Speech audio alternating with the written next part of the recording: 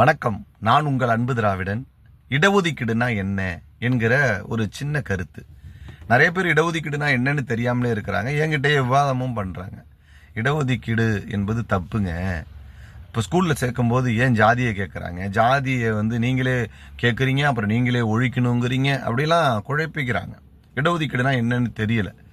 நம்ம சமூகம் எழுத்தறிவு இல்லாமல் படிப்பறிவு இல்லாமல் இருந்தவர்கள். நம்ம தாத்தா காலத்தில் யாரும் படிக்கல, அப்பா காலத்தில் யாரும் படிக்கல. இன்னைக்கு நாம தான் படித்திருக்கிறோம். ஏதோ இன்னைக்கு தான் காலேஜ் போயிருக்கிறோம், இன்னைக்கு தான் வேலைக்கு போயிருக்கிறோம். முதல் தலைமுறையாக இன்றைக்கு எல்லோரும் வேலையிலே இருக்கிறோம். நம்முடைய அடுத்த தலைமுறை இன்றைக்கு படித்து கொண்டு இருக்கிறார்கள். இதான் நம்மளோட நிலைமை. நம்ம இதுக்கு முன்னாடி படித்திருந்தோமா அப்படின்னு கேட்டால் படிக்கல. நம்ம ஆனால் பெரிய பணக்காரர்கள், அதில் எதுவும் குறைச்சி மதிப்பிட முடியாது. நம்ம பெரிய நிலக்கிழார்களாக இருந்திருக்கிறோம், ஊர் நாட்டாராக இருந்திருக்கிறோம், ஜமீன்தாராக இருந்திருக்கிறோம், நிலமுடையாராக இருந்திருக்கிறோம், பெரிய பணக்காரர்களாக இருந்திருக்கும். எல்லாம் இருந்தது. ஆனால் கல்வி மட்டும்தான் இல்லை. கல்வியோட அவசியமும் நமக்கு தெரியலை. நாம் அப்படியே இருந்துட்டோம். அதனால தான் நம்மளை எல்லாரையும் படிக்க சொல்லி தலைவர் பெரியார் அவர்கள் பட்டி தொட்டி எங்கும் பேசிக்கொண்டே இருந்தால் படி படின்னு.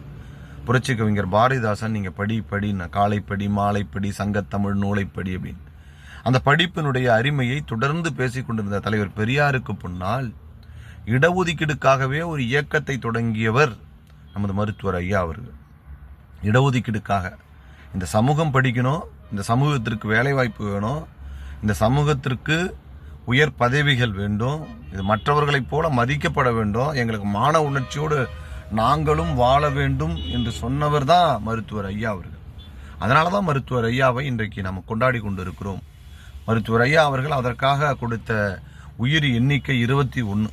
பட்டாளி மக்கட்சியினுடைய வன்னியர் சங்கத்தினுடைய போராட்டம் என்பது சாலை மறியல், ரயில் மறியல், இப்படி மிகப்பெரிய போராட்டங்களை முன்னுக்கெடுத்து இந்த நாடே சபித்து போய் நிற்கக்கூடிய அளவிற்கு மறியல் நடத்தி போராட்டம் நடத்தி மருத்துவர் ஐயா அவர்கள் இந்த இடஒதுக்கீடை பெற்றுக் கொடுத்திருக்கிறார்.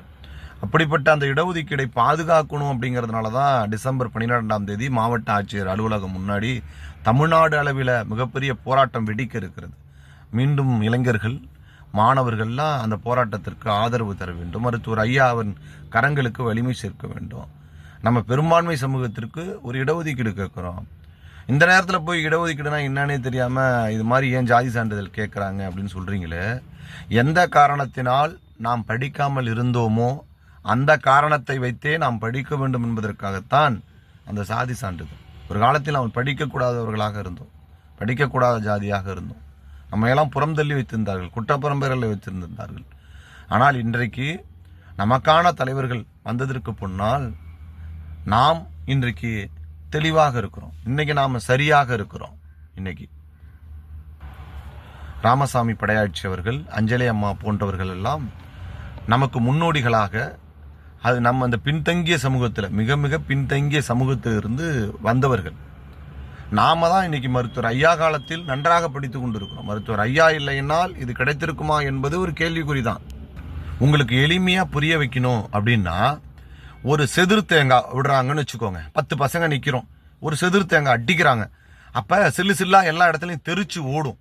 அப்ப சில இது மண்ணில் போய் விழும், குப்பையில போய் விழும், நம்ம தொடச்சி எடுத்து கழுவி சாப்பிடுவோம். எப்படி இருந்தாலும் அது இல்லாமல் கொஞ்சம் வலிமையா இருக்கிறவன் டக்குன்னு பெரிய சில்லை எடுத்து பொறுக்கிடுவான். ஆனால் கொஞ்சம் சோதாவாக இருக்கக்கூடியவர்கள், உடல் வலிமை குறைந்தவர்கள் என்ன பண்ணுவாங்க அப்படின்னா, அதை எடுக்க முடியாமல் நிற்பாங்க. வெக்கி போய் வேடிக்கை பார்த்துட்டு நிற்பாங்க. இல்லை அண்ணா எனக்கு கொடுன்னு கெஞ்சுவாங்க. அந்த மாதிரி பார்த்துருப்போம் அந்த காலத்தில் செதிர் தேங்காய் விடும்பொழுது. அப்போ என்ன காரணம்? இதை தான் ஐயா அவர்கள் சொல்கிறது. மருத்துவர் ஐயா அவர்கள், இதை எதுக்கு நீ உடைக்கிற, இது எதுக்கு மண்ணாக்குற, இது எதுக்கு குப்பையில் போடுற, இல்லை வலிமையாக இருக்கிறவனை எடுத்துக்க வைக்கிற, எளிமையாக இருக்கிறவனை வீணாக்குற, ஏங்க வைக்கிற, கிடைக்காம போகுது, பேசாமல் ஒரு கத்தி எடுத்து கீழு ஆளுக்கு ஒரு பீஸ் இருந்தாப்பா எடுத்துக்கப்பா, நீ ஒன்று 10 பேர்ட்டையும் கொடுத்தா வேலை முடிஞ்சு போச்சு அப்படின்னு சொல்றதுக்கு பேரு தான் இடஒதுக்கீடு. அந்த இடஒதுக்கீடை நீங்க புரிஞ்சுக்கலாம்னா எப்படி? இப்போ ஒரு கூட்டம் இருக்கு, நம்ம ஒரு 100 பேர் நின்றுட்டு இருக்கிறோம் அப்படின்னா 100 பிரியாணியை ஆளுக்கு ஒன்று கையில் கொடுக்கணும். இந்தாங்க நீங்க ஒன்று சாப்பிடுங்க, நீங்க ஒன்று சாப்பிடுங்க, நீங்க ஒன்று சாப்பிடுங்க, 100 பேரையும் சாப்பிட வைத்தால் அதுதான் சம வாய்ப்பு, சமதர்மம். ஆனா இன்றைக்கு எப்படி இருந்தது அப்படின்னு கேட்டீங்கன்னா, அவர்களுக்கு வேண்டியவர்களுக்கு 2ஐ கொடுப்பது, 3ஐ கொடுப்பது, 4ஐ கொடுப்பது, இப்படி நிறைய கொடுத்துறது. அப்ப அந்த 100 பேர்ல 2, 3 வாங்கினவங்க நிறைவாயிடுவாங்க.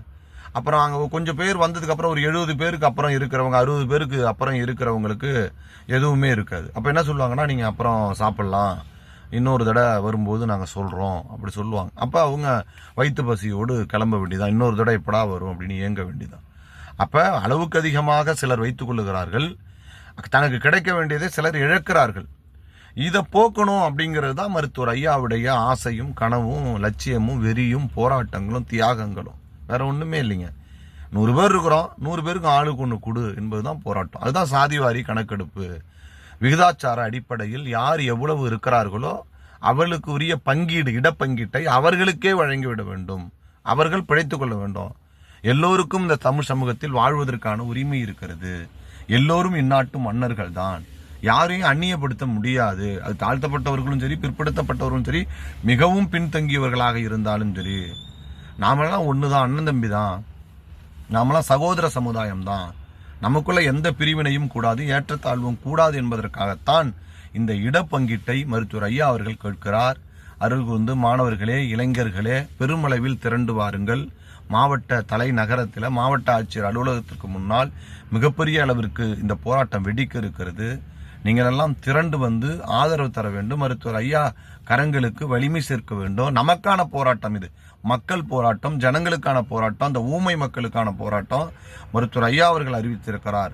கண்ணிருந்தும் குருடராய், வாயிருந்தும் ஊமையாய், காதிருந்தும் செவிடராய் இருந்த தமிழ் சமூகத்தின் தன்மான உணர்வை தட்டி எழுப்பி இடஒதுக்கீடு போராட்டத்திற்கு அழைக்கிறார் மருத்துவர் ஐயா. அனைவரும் வந்து கலந்து கொள்ளுங்கள். இடஒதுக்கீடு மிக மிக அவசியமானது என்பதை புரிந்து கொள்ளுங்கள். நன்றி, வணக்கம்.